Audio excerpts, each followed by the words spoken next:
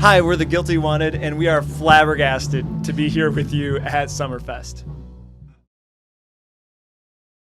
It's always weird when you get asked to describe what you are. It's like I would rather have someone just listen and tell me what it is, because it's always weird to do that. But I guess when I think of like the Americana genre, you think of like a style of songwriting, and I think we kind of write more in that vein. But it's when you think of Americana, I think a lot of people think of, kind of folk rock with maybe even like a ritzy country or western type of a feel. And I think some of our songwriting has that, but the sound is a little bit more ambient. It's a little bit more spacious than I think maybe what people might associate with, or think of with Americana or whatever. Oh yeah.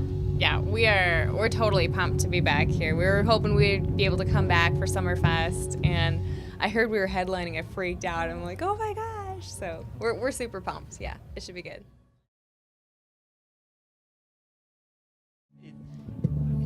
Sometimes it's just really awesome when you get to go back to wherever your hometown, and you just get to play a show where the people that are your waiters and your bartenders and half the people in the crowd. That's super fun. Yeah, absolutely. I would say when we first started, we kind of like shared the songwriting. We were kind of like, all right, just to see what comes out. And it turns out that she's like a really good, prolific songwriter. And I tell her, I'm like, hey, for every like one good one I'm gonna write, she's gonna write 10. And so start writing. Just write more.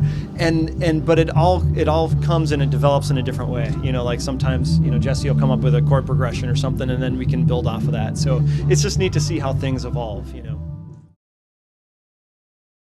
It's mostly in this area right now. We have a full jam-packed summer schedule full of shows, but most of it's is in the area here for right now.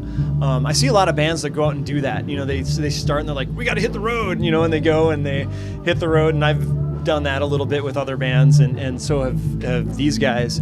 And